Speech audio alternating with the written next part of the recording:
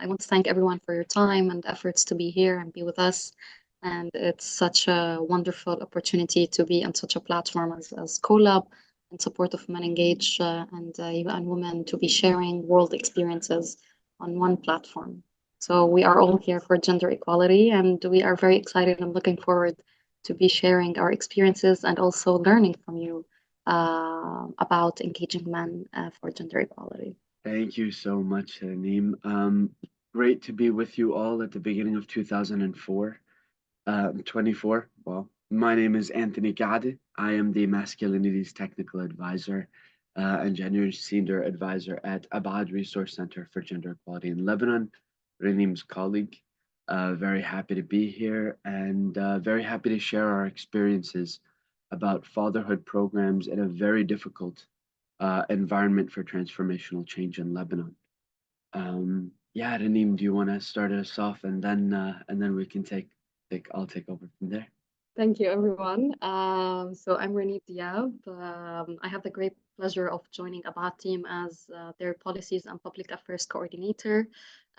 Also, recently, I have joined the Men Engage Alliance Youth Reference Group and the representative for the Lebanon network. It has been such a journey full of inspiration and vision to really countering gender injustice and bringing ourselves and our communities one step closer to gender equality through engaging men for women rights.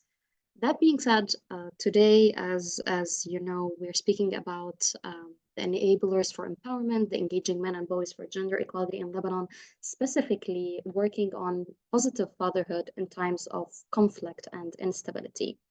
So, as most of you here have worked on engaging men and positive fatherhood, the least to acknowledge is the existence of several constraints and barriers to men's engagement and active and caring fathers in the lives of their children at a normative, policy, community, and individual level.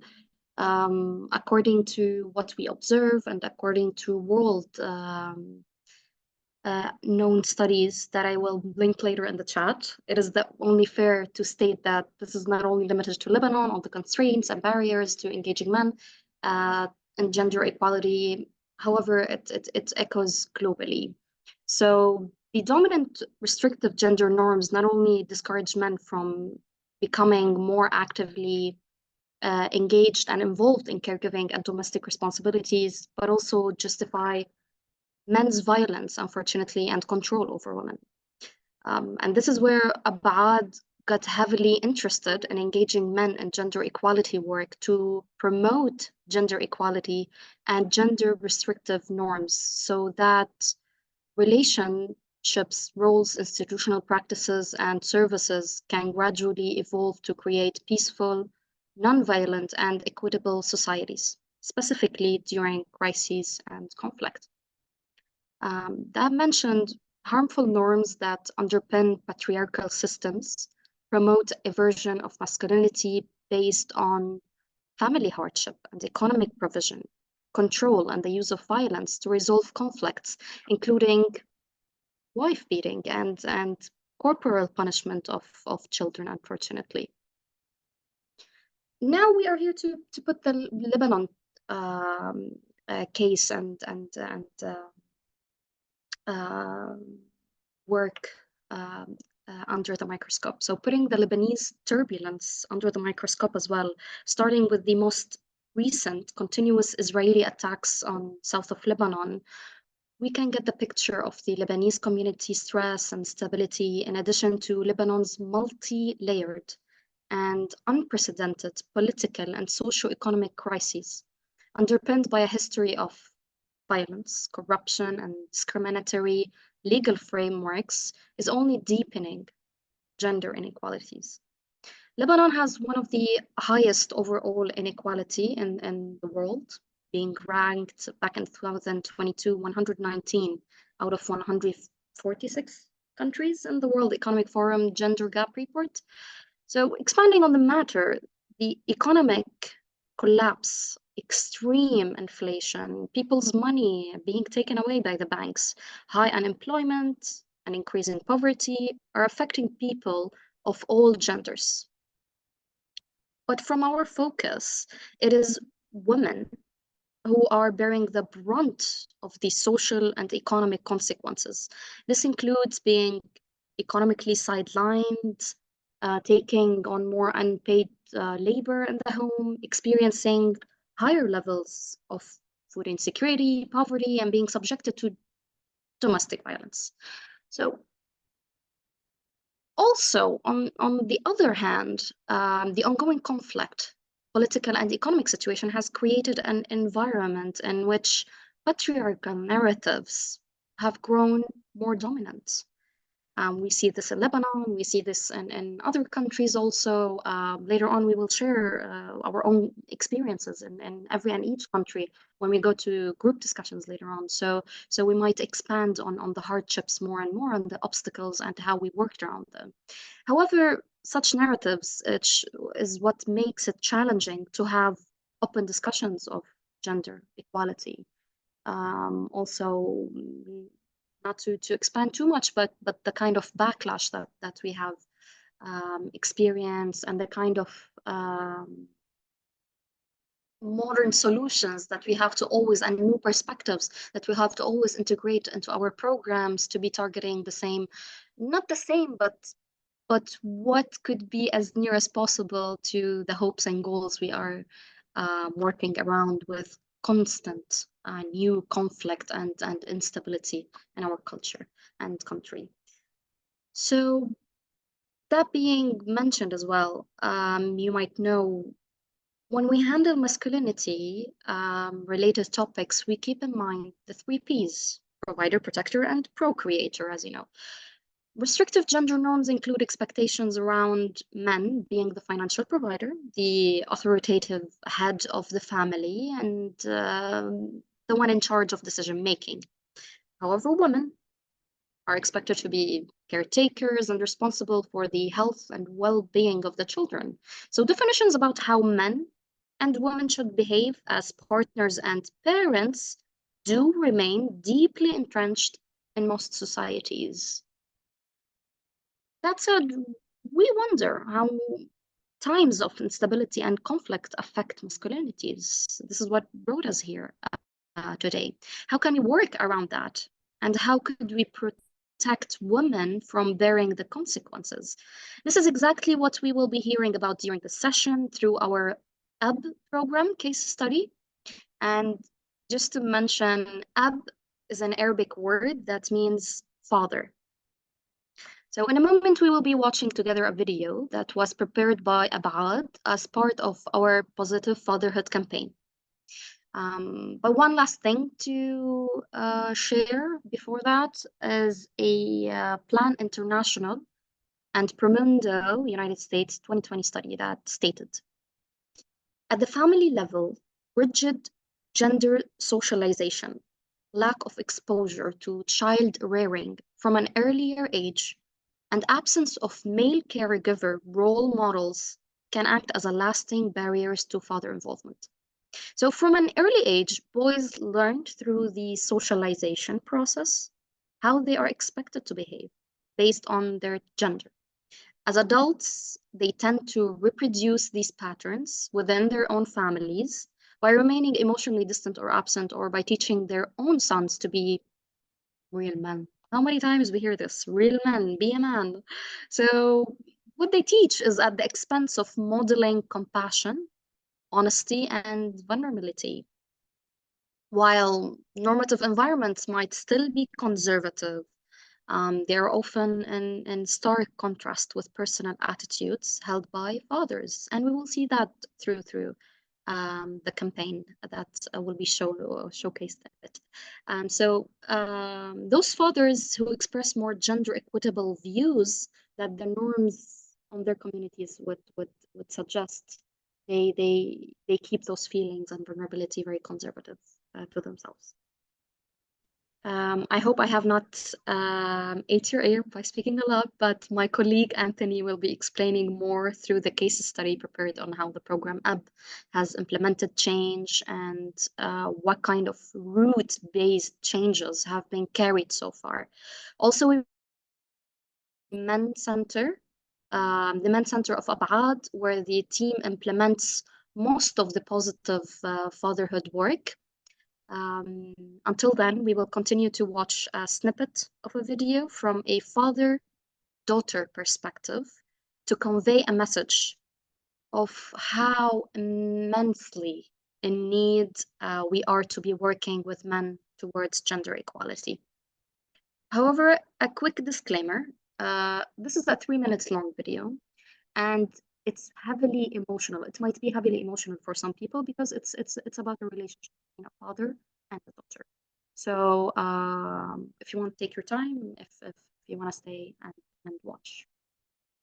Thank you again for being here and looking forward for all the discussions and interactions that will take place in this session. And we will be watching the video. Thank you, everyone. Thank you, Naneem, for setting the tone. She did as eloquently as she can, and she always does. But I think really it depends on those people who have seen situations like we are living in Lebanon, people who have lived through conflict. Um, Recently, the entire world has felt some elements of conflict, whether that's cutting back on electricity or cutting back on gas spending for the multitude of unnecessary wars happening right now. But the real reason why we wanted to have this session was to discuss it is very difficult to engage men and to really have men, especially those who grow up or who assimilate patriarchal ideas in patriarchal societies into their idea of what it means to be a man. But that becomes almost even more difficult in very stressful times.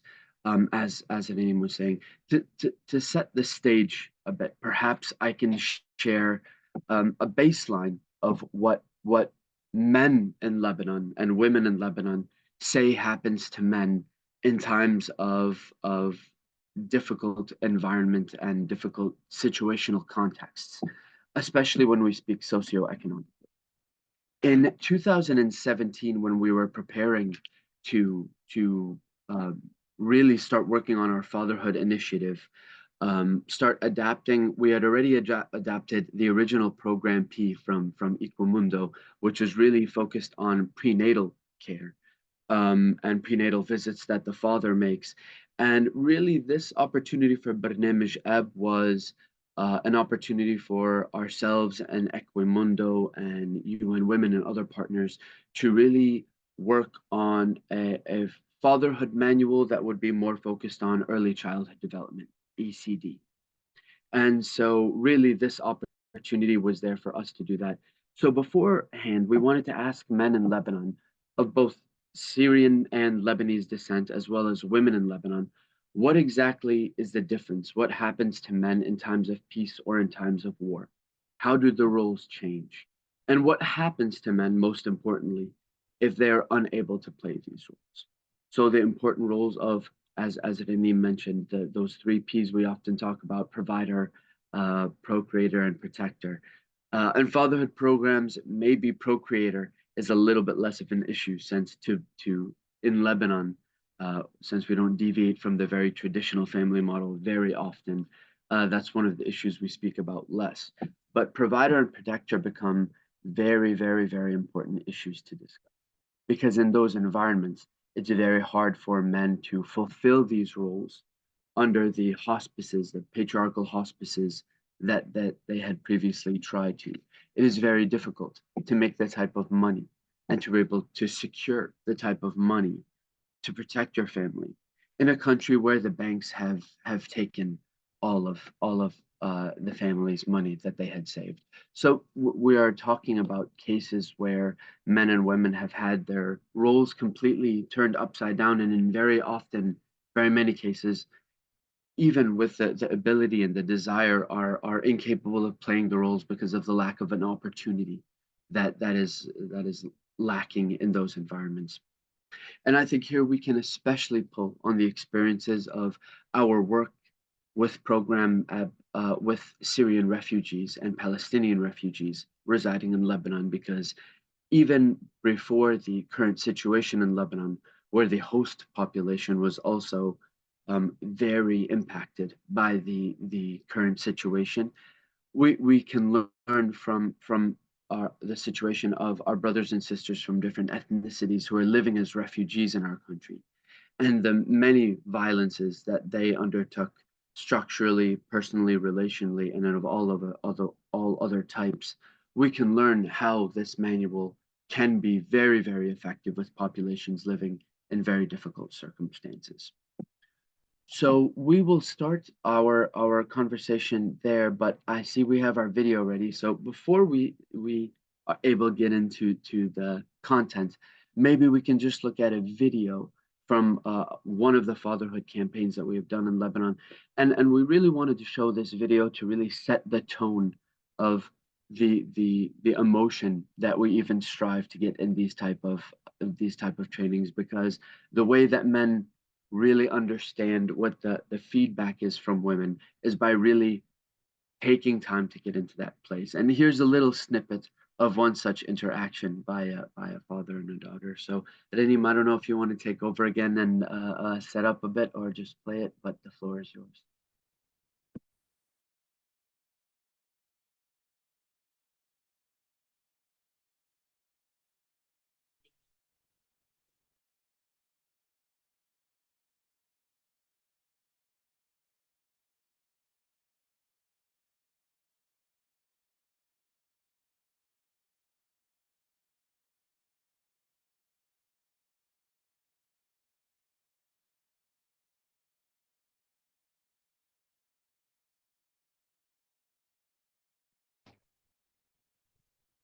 Wherever we go, and in front of all people, not only all people, the people I'm care about. This is your life. I can tell you, just go get married, and you don't want to get married, so you have to know what, to do what you want. Maybe she's independent. Yes, she's free. We're telling her you are free. But this is for her interest, in her interest. And nobody knows what can happen. I haven't decided yet, and this discussion should stop.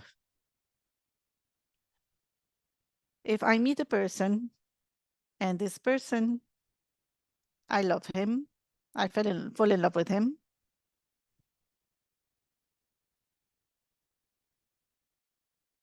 just open your heart, darling. I'm your father, but I'm like your friend. When I give you advice and give advice to your brothers and sisters, it's in your interest. Maybe they don't know that I love them, and that maybe I don't express myself. I don't tell them I love you. Maybe they don't know that I love them. What is the last time you hugged her? None. No, I haven't hugged her, or very rarely I hugged her. Maybe I love her from all of my heart, but I don't show it to her. This thing you told me, can you tell it to her? I love her. No, tell her, I love you so much. Tell it to me. I love you so much. Don't you know it? Even if we fight, even if we disagree, but I love you so much. I love you too.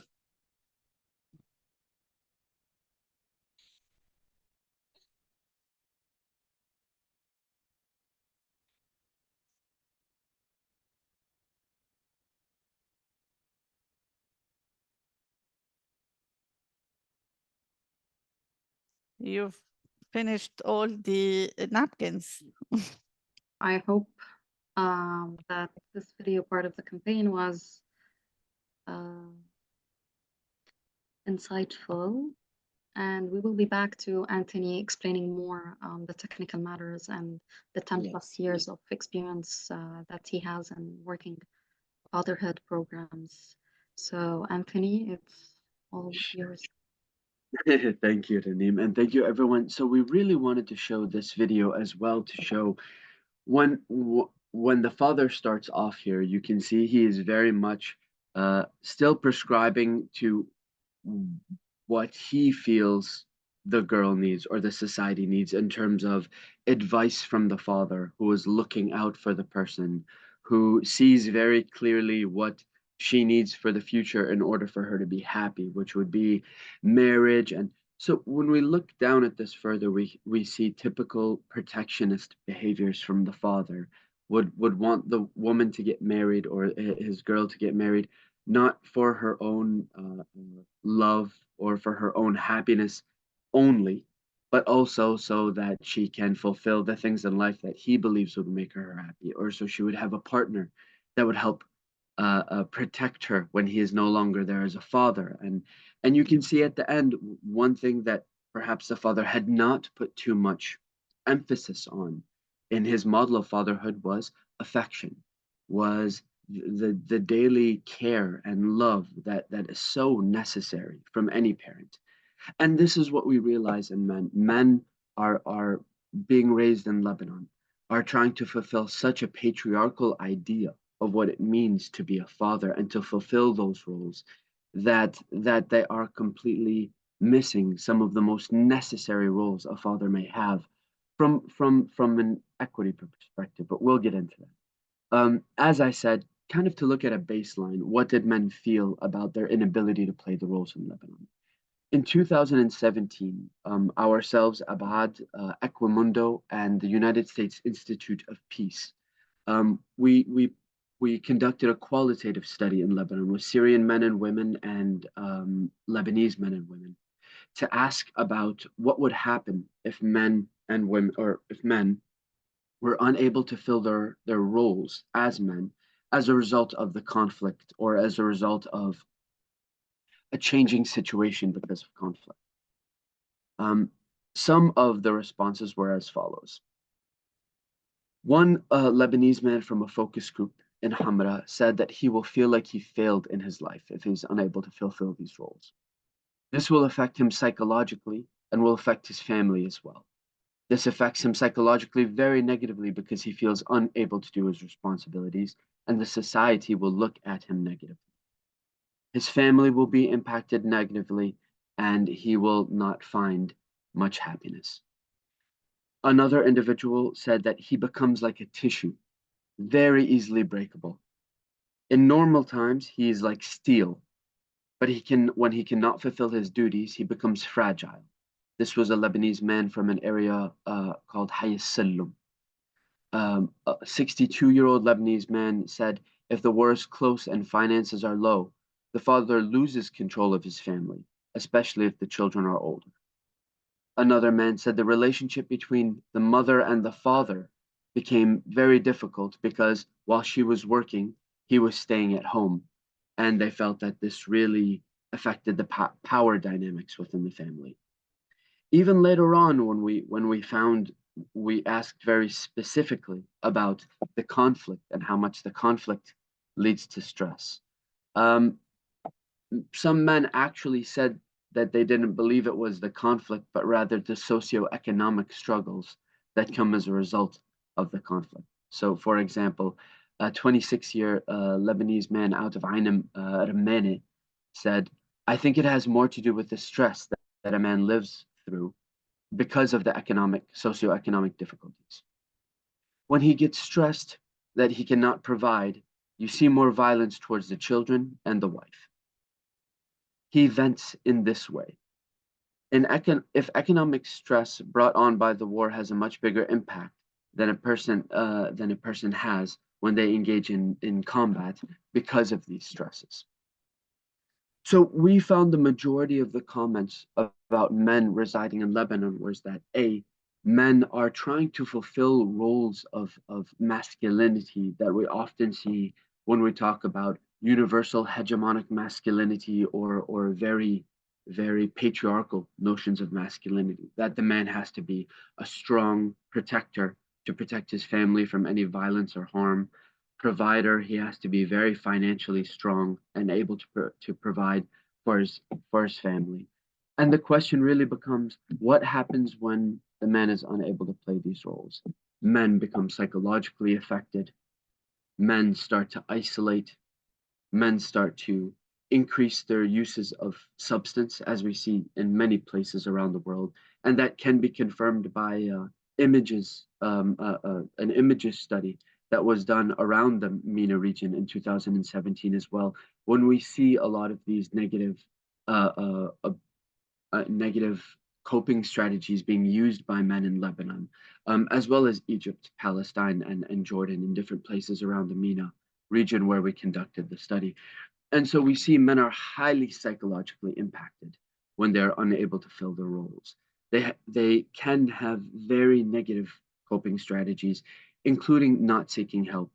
And as we heard from men in these comments, and sadly what we have seen through our research, whether that be images research done with men and women in Lebanon in 2017, or whether it's the statistics that we received from our own shelters in Abad all throughout the corona crisis and after, the response of these dire socioeconomic situations, a crisis where men cannot play roles of provider and protector as they recently had, and when conflict and socioeconomic issues make the environment very, very difficult for families to sustain, we notice a vast increase in violence against women.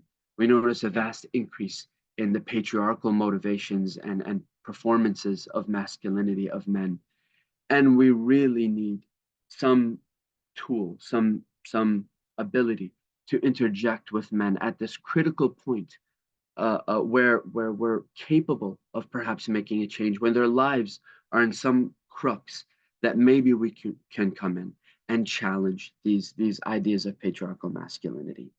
And like all of Abad's transformational programming, what we really aim to do with Barnamij Ab, this manual that we started, that we developed with Equimundo and with UN Women at the time, and with several partners from the Men Engage Lebanon network, is to really create a manual where we can enter the discussion of masculinities through the identity of father. Why fatherhood? As we've as many people in this network probably do work through and have worked in the past, fatherhood and caregiving can be a very important and potent lens in which to engage individuals on. But we have found it super important as a foot in the door strategy, a way to begin conversations with men. Fatherhood in the Middle East is a very exalted position, as it is in many places of the world. To become a father is a very important deal. In fact, again, an investigation of even what we know of patriarchal masculinities also lets us know that procreator, that third P that we always talking about, and a man's ability to procreate is actually one of the social markers of masculinity that's very important.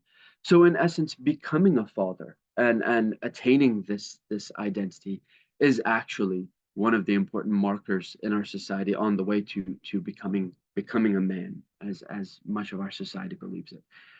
And so when we engage men through this identity, when we talk about wanting to discuss fatherhood and the difficulties of being a father in the modern day situation in Lebanon, we actually get much more response from men than if we are to say we would like to discuss violence against women, we want to discuss gender equality, or we want to discuss one of the other topics that tend to be have connotations come with them and tend to be very heated in our society, especially as sadly one of the distractions against violence against women tends to be deprioritizing that topic and prioritizing other topics um, in an attempt for the state to misdirect all of the things that they are not committing when it comes to women, and obligations we are not fulfilling when it comes to women.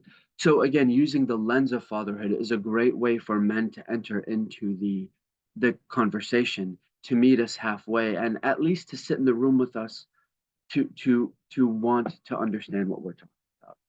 That said, I also think it is interesting to point out in terms of Abad's positionality that Abad in Lebanon is known as a very prominent women's organization. And so engaging men in this fashion is also really interesting because men will want to be in programs with Abad. That is, A, if they're supporters of Abad, then they would like to be in these programs because they support.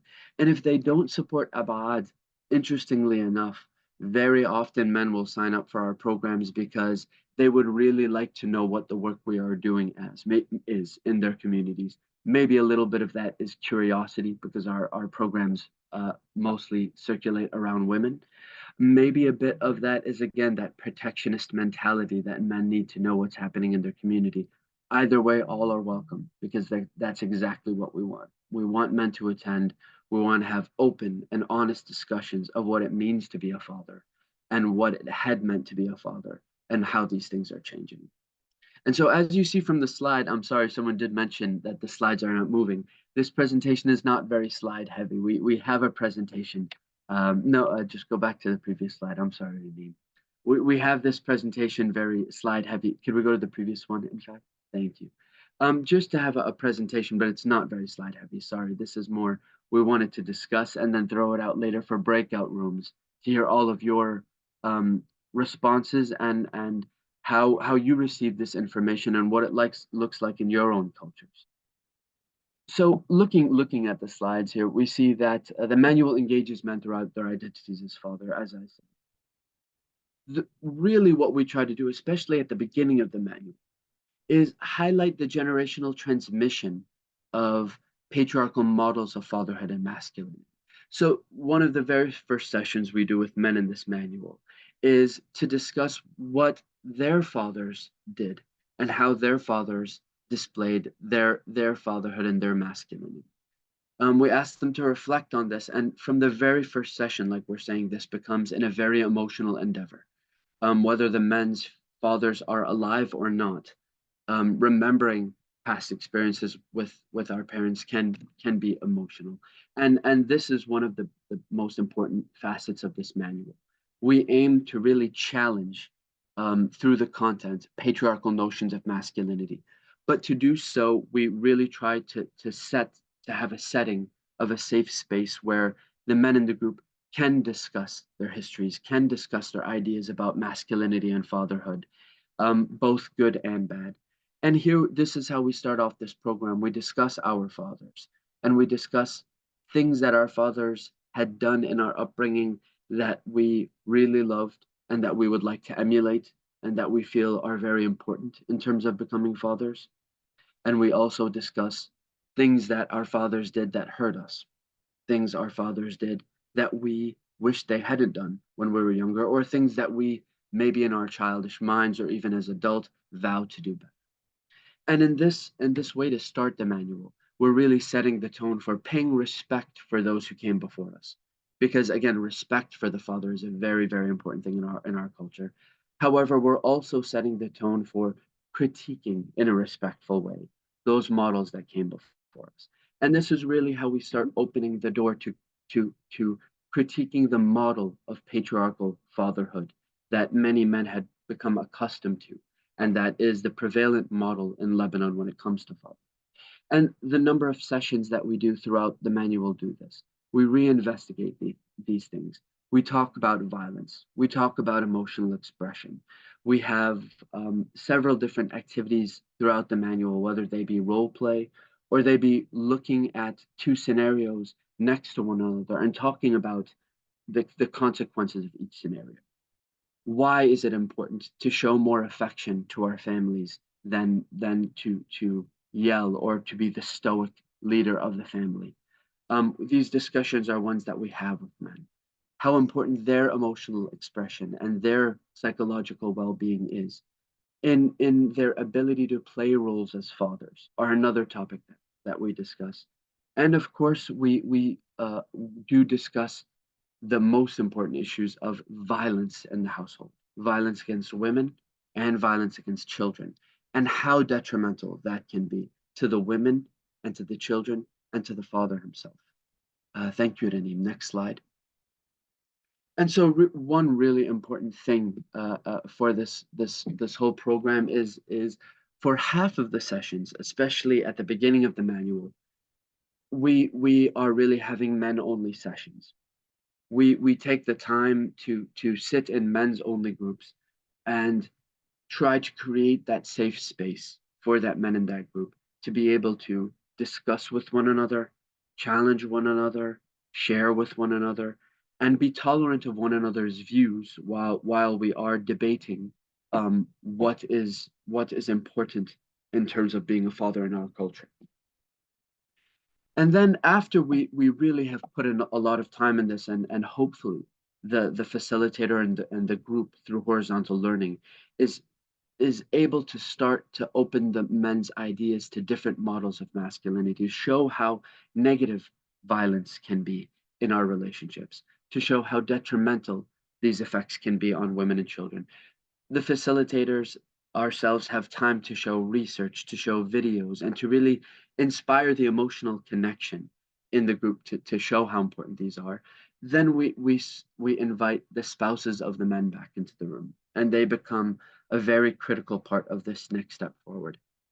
So men and women now in the room as partners, we start discussing more aspects of violence. We start discussing more aspects of how we deal with stress in our relationships and how we communicate and make decisions in our relationships. And men, with the women present in the room, discuss how important partnership is. And we really look at a model where both parents have to be decision makers and the positive aspects of we discuss other members of the family, parents, and members of the extended family who might have an influence in the upbringing of children or in family decisions, and how important that is that stay localized to the man and the woman. And basically, we start as we teach men and as we start to make an impact about deviating from these patriarchal models. It's important, especially in this manual, that men don't do that in isolation. It can be very easy, and some masculinities programs do necessitate that it stay a man only space for that program so that we can keep on challenging in this fashion. But for our fatherhood programs, us and Equimundo felt it was very important to bring women into the room, to have these learnings happen with them. That if men can consolidate these learnings, these ideas about changing their ideas about what type of men they would want to be, moving from patriarchal masculinities to more equitable forms of masculinity, and moving from more patriarchal models of fatherhood to more equitable, loving, caring models of fatherhood with interchangeability of roles. And it's so important that women are in the room for that because as we discuss becoming equal decision makers, we want to exemplify equal and equality in decision making within the room. And really as many of our programs do when we aim for transformational change in Abad, to also utilize our time together to try to rehearse this partnership as much as possible in the room, to rehearse what it looks like to make these decisions with women, and to have those discussions with the men's spouses and partners in the room, for the women to also share how important it is for them to hear men's voices, their opinions, and for women to be decision makers in the home. Lastly, it is so important that women are in this training because as one of the goals of this training, we also work very much on early childhood development and the use of corporal punishment against children. In looking at statistics before and having focus group discussions with women and men around Lebanon before doing Barnamij Ab, we found that men and women in Lebanon very often look at physical violence against children as simply discipline, terbiy in Arabic. So basically, the concepts of positive discipline, non-violent discipline, how we can still use discipline as a concept, however, take violence out of it, is a very new concept in Lebanon, or at least one that people with whom we do our programs have not yet had the opportunity to read about and learn about. And so the last part of the program at Manual is very much focused on early childhood development, working on positive affirmation amongst the couple themselves, but also with children, and learning how to use positive discipline and deviate from corporal punishment with our children. This goes for men and women. And women being in the room allowed us for one last thing that we will share now. At the end of this 13-week program, Barnamij Ab, when we've gone through all of these sessions and we've done role plays and we've really investigated and modeled and rehearsed these changes in masculinities, the overall question is, does it have an impact on fatherhood? Does it have an impact in how these men see their roles as father? Are they moving from patriarchal notions to more caring notions of what it means to be a man, caring and nonviolent notions of what it means to be a father? And so women's presence in the room allows us, when we take our pre-post test, to learn information about themselves as women, how their changes attitudes about gender equality might be changing, which we will see in just a moment. But more importantly, it's to triangulate the information and statistics that we're getting from men. So at the end of our program, we would absolutely hope that men themselves see them using less violence towards women and children and becoming more equal partners for women in the home. However, it's always easy to from our own behaviors to probably say that about ourselves, maybe even hoping that that's the reality.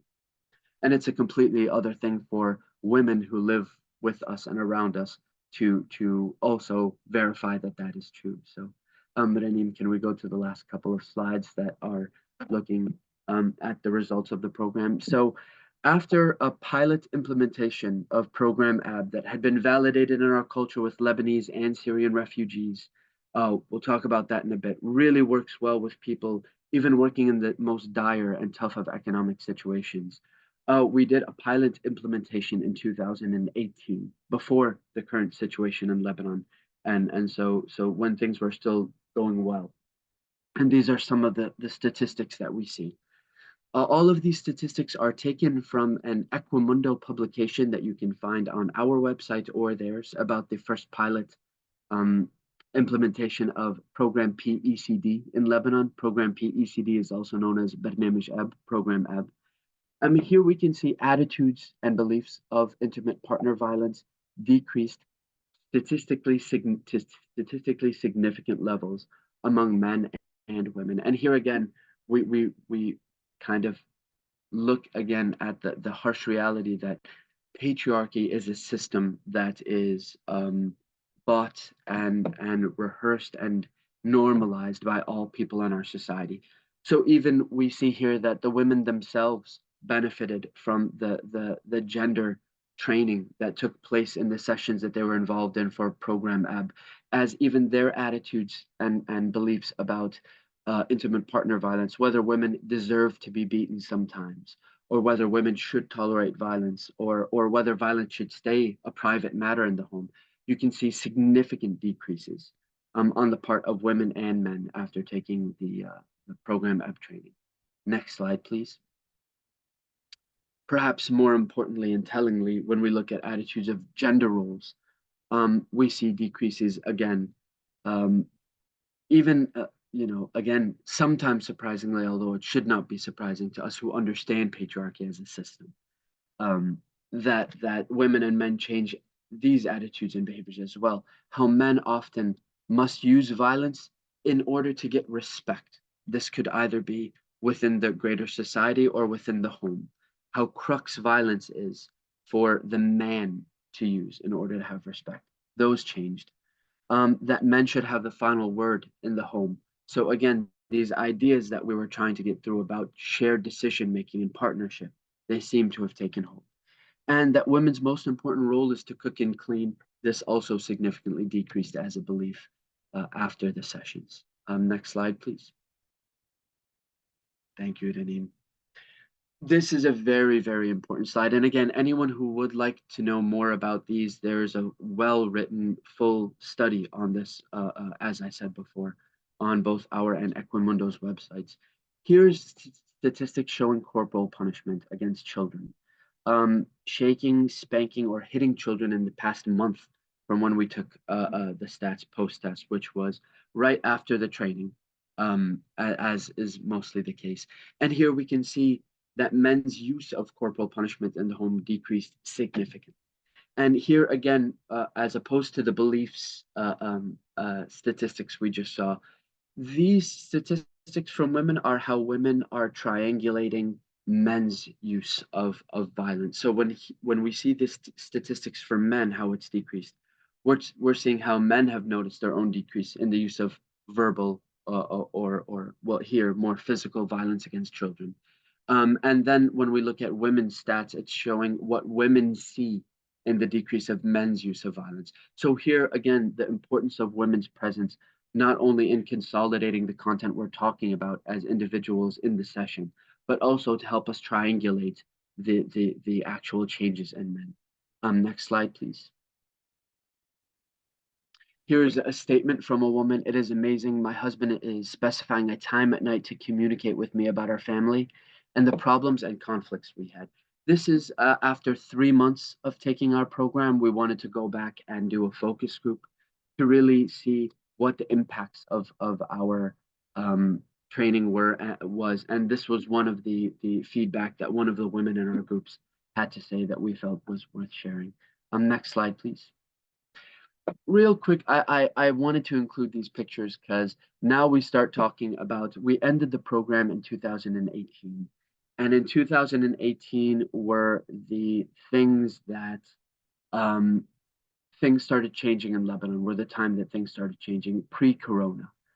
Again, I can't go too much into why the conflict started, why the socioeconomic situation is the way it is, but in 2018, the Lebanese lira was around 1,500 Lebanese lira to a US dollar. Adenim, do you have the most current rates for comparison to the US dollar? Just so our colleagues have. And now it's around 90,000 for $1. 90,000 Lebanese lira. So from 1,500 Lebanese lira to 90,000. So the value of the Lebanese money depreciated too significantly. I'm sure all of you can understand what those numbers mean. Aside from that, the banks disabled any Lebanese people from pulling out any money, access to any of their money, and we were thrown into catastrophe overnight pre-corona. This was the pre-corona crisis. And so we really show these pictures because before corona hit, these were some pictures from the men who took our program, who also, we were doing a photo exhibition, and we wanted to do a photo exhibition to inspire other men so they could actually show that they were proud that they do these other tasks, that they do take on these other roles in the home, because that's what fatherhood was all about in their mind. So I just thought those pictures deserved a bit of context. Next slide, please. So we can skip this slide, Adenim. Thank you. Here again, we just want to show, this is a picture of our director, Ms. Ghida Nani, giving a talk about these type of things. And another picture of us working with religious leaders in Lebanon. Next slide, please. And this is really to point out, again, in all of our programs, or at least our presentations, we like to talk about intersectionality and positionality. We do have to admit that one obstacle of our fatherhood programs is that in Lebanon, we still have a very rigid, patriarchal, heterosexist, heteronormative view of what the family is. As a result of that, most of our fatherhood programs have come in the context of single father families, families that are typically heteronormative in nature in terms of mother, father structure. And this is something that we absolutely recognize a weakness in. And we have attempted very much to diversify, and this would be our recommendation. However, the do no harm principle must always come above everything else in our opinion. And we do want to share as much as possible and really emphasize how important it is to look at the different intersectionalities that do exist within a society. In our society, we have to deal with people who are extremely religious and religious leaders, people who have very different political viewpoints based on sectarian identities that are often used to play against Lebanese people politically and divide the people. We have many different people of different ethnicities living in Lebanon with very many different historical connotations and relationships between them, whether they be Palestinian refugees, Iraqi refugees, Syrian refugees, or the Lebanese host population. And of course, we have people from different gender identities, different sexual expressions and orientations, who are often further marginalized in our society, hidden and victims of violence. And so, really, in compiling these groups, in making these groups, it's so important that we make sure there's no harm done being upon the people who enter the groups, or as a result of these groups in the community, because the backlash is very real. And recently, especially when there's such a movement against the women's movement and inequality, sadly, LGBTQI rights has been one of the areas that the state and other actors have been more vocal about. And so, really, nothing for them without them, and really working with people of these marginalized populations and setting up uh, their own fatherhood program, and how that would even deviate from how our manual is written, and that should be something that is always open for. Accountability is a huge topic, always with Men Engage and us. Here, we wanted to highlight that there is accountability for the individual going through the process, as we said. There needs to be an unconditional positive regard for the men in our programs, and that's so important. But it is also very important to remember that, at least the way that we try to do programming, that we can have care for the individual while we hold them accountable, that we can have unconditional positive regard for the men while we hold those men accountable and responsible for violence, or for the lack of partnership, or for patriarchal beliefs, that we can have empathy and responsibility. And that's really what our programs are based on. And with that accountability for the individual men and women in our group, also accountability to the overall feminist movement in Lebanon. And again, why go to fatherhood? Why approach it from this angle? Because in these difficult times, when men are very, very angry, very isolated, and having all of the reactions that we discussed earlier as negative coping strategies from a patriarchal mind, in a very difficult situation where they're unable to fill patriarchal roles. We really want to come in here and make sure that we're not only helping men, but we're being accountable to the women's movement and ending violence against women, and primarily doing these because it's during these times that women and children suffer the most. And if we're not reaching out to men in order to work on the violence that women and children suffer at the hands and positionality and power of men in our society, then we are not being accountable to the women's movement.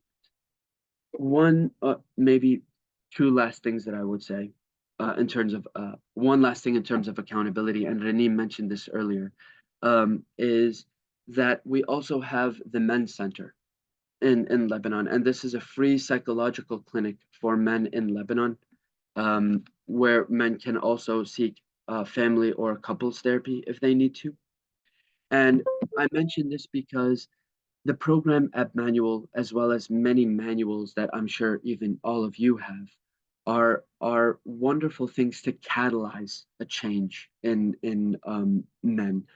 But we cannot be so naive as to think that when this is done, when the program is done, then men have completely finished their transformational change and we've reached our goal. Not at all. Very often men are still in need to talk. They're still in need to continue their transformational work, to become the partners that we and they have hopefully set themselves out on course to be during these few weeks. So we like to have the Men's Center, which is free, anonymous, and confidential. And we use actually these fatherhood programs as a way to synergize our programs and to also recruit for the Men's Center. If any of these men who finish the process, or their partners or their families, would like to continue, during this process, we open up quite a few wounds. We open up quite a few discussions that 13 weeks is not enough to close. So we find it's a strong practice to also have a place that men and women can go to after the 13 weeks, as to not cut off the journey halfway through. And really, this is an important thing to look at. How do we keep on creating these opportunities for men and women and their families beyond the scope of the 3 months we have for programming very often, because that's not how change happens. And aside from the obstacles of war in our region and the war economy and apathy, and I will talk a little bit about why this program is good for the perceived level of apathy, even among the people who take our programs. We need to remember that 3 months is never enough to make the change we want to see.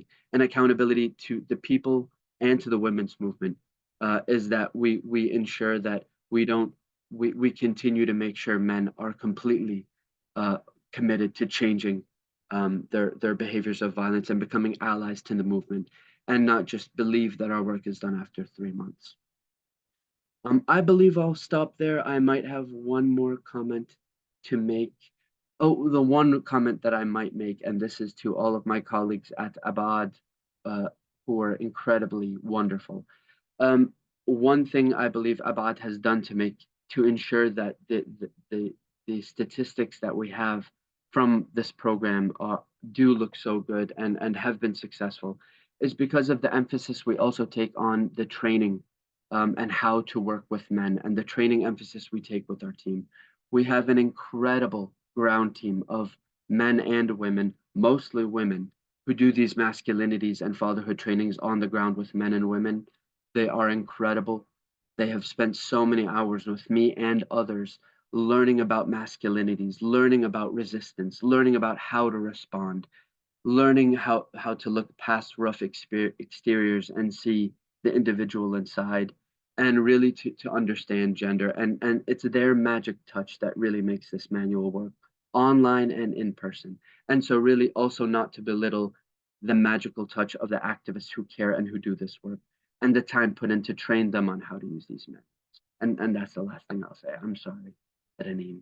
So I don't know if Ranim, you want to take us to the questions before Bianca can help us with the groups. Sorry for speaking so much, and thank you so much, Ranim. Why don't you take it over?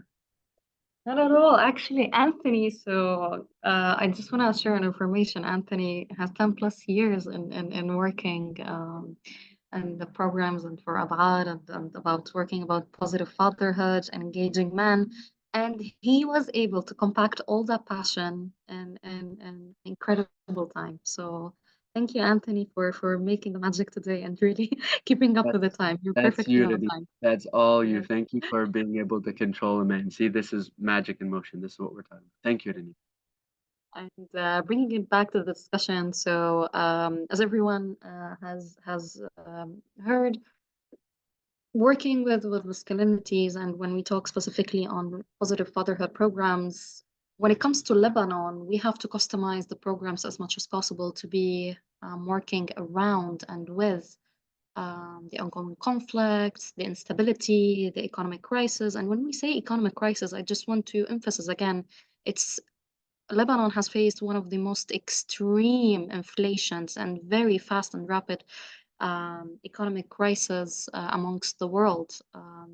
People's money were taken by the bank, and what kind of consequences and stresses and pressure is put upon the father and the family and upon men, and that kind of provider identity that is well rooted in men's mentality and father's mentality. How did they work around it? Mostly, as we observe through the studies, it's the pressure turns into violence, and violence is translated in beating women or children in the family. Not only to mention substance abuse, unfortunately, uh, surpass and increased suicidal um, the number in suicide, etc. So that being said, we have to always acknowledge that working on positive fatherhood in certain countries is totally different than working on positive fatherhood within the context of instability, economic crisis, political crisis, and conflict. That being said, we will take it to discussion because we want to hear from you as well, your experiences, what can we learn from each other. So the first question is you can choose to discuss whatever you'd like, but we are suggesting some ideas that you might think about. You can think about both questions, one question, maybe a third question that you'd have in mind. We're open to and very flexible to about your experience. So, what are the consequences of the changes in traditional gender roles? So, we've worked with positive fatherhood and parenting programs, etc. So, what are the consequences, positively and negatively? So, what are the negative consequences also, the psychological, relational, and otherwise, when we speak about consequences? The second aspect of the discussion could be is what are the various changes in your culture which are creating changes to men's abilities to play traditional patriarchal gender roles of provider, protector, and procreator. Uh, so if you want to keep this in mind, and Bianca will take it from here and explain to us how the groups are going to be divided. So feel free to discuss and bring your own expertise, observations, maybe if you're comfortable enough to bring your own personal experience as well.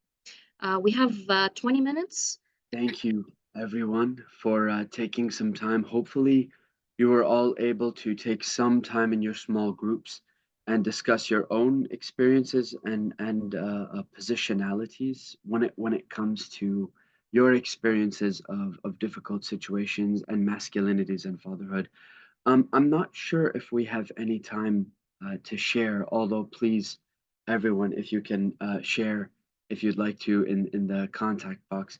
I would like to maybe share one more thing before I hand over to Reneem to end, as I've already taken up too much time. I apologize. But really, when Reneem and I were thinking about the session and everything going on in the world and everything going on in our region, there's a lot of things to say and things that cannot be said, can be said, but to what point?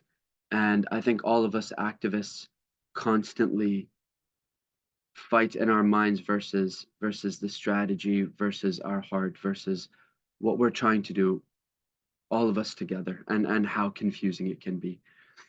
The only thing I reflected on was on in one of our sessions with a Syrian refugee at the time, which again I think is perhaps our work with refugee populations is the best example of how successful this work can be with people living in difficult situations and not a lot of hope. And he looked at me, and this was a session with the wives as well, and he asked what the point was when the rest of the world doesn't look at you, when the rest of the world doesn't care if you live or die, when they don't have enough bread to pay for their family, what was the point? And if there was any chance that they could protect or provide or any of these questions. And for a moment, we just all sat there with that moment because it's heavy and it's real. And to lie to people or to tell them something just for the sake of saying something nice isn't going to help. And so the conversation became it's specifically because sometimes that no one is looking and no one cares that while we can still push and while we do share ways that these men can join allyships for the movement to make the needle move, that's a very long process. But the one place we can help is in the home.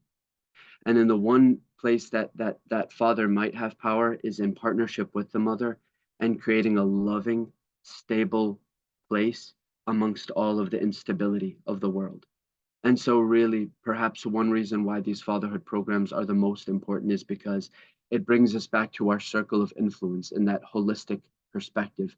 The men can focus on themselves and their actions and how much, not putting the responsibility or the accountability on the outside situations. It is still them as fathers that choose to allow this pain to seep into the family and poison the family, or to really protect it. But the only way to do though is through love and care. And that's the message. And thank you so much, Edenim Take Over, and also for all of our members of Men Engage and Men in Care, Men Care, another network of which we are part of the Partners Council and discuss this a lot more. We think this is a great strategy amongst all of the ugly. And thank you all for listening to us. And Renim, thank you so much for everything and keeping me as much as you could on track. And the final word is yours, my dear. Thank you so much. It has been a pleasure always working with you, Anthony. I wanted to leave you with a final takeaway video, also as part of Positive Fatherhood campaign 2021 that Abad has did. And this video is particularly to tell you that all of us here do share one goal in mind and in heart as well, that we want gender equality. We want to make that change, even if it's one step at a time in our own neighborhood, in our own culture, in our own region, or across the globe. So that being said, some fathers do really want to be involved in their children's lives more, do want to take the responsibility.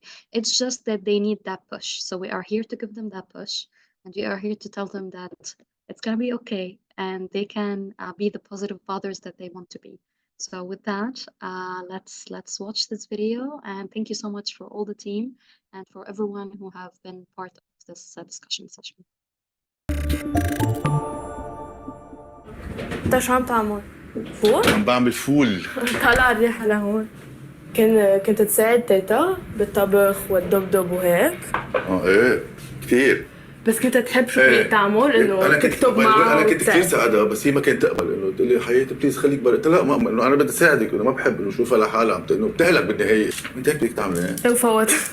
فوتتك بمهنتها انه تكتب لا انا بالكتابه ما كثير. حجرة فين؟ انت بتشبه شي امك؟ اقرب من بيك او من امك؟ لا، من بيي. اقرب من بيي. زدت شيء انا وياها. الشخصية بنحب ذات القصص، نفس ستيل. وشغلك كيف بحكم شغلك؟ بتلحق ما بتلحق؟ بدي خصص وقت لهم، انه هلا هن بحاجه لنا، او مرتي مثلا انه بدك تساعدي. كيف بتلحق؟ كيف بلحق؟ ايه بلحق، شو بدي اعمل؟ هلا عم بتعب، ما بقول لك لا، مش عم بقول شيء، بس انه كيف بتلحق هي تساعدني. طب هل كنت قادر كل الوقت تكون حدهم؟ كل تواضع انا ايه بحس تممت كل شيء لهم، يعني انه كنت معها من اول نهار، يعني وقتها خلقت يعني لهلا، يعني ما حسيت انه فرقت علي شيء، انه حقيقة قلبي هيك. Thanks everyone, thanks to the interpreters, and we will hopefully see you again next time. Right, bye everyone.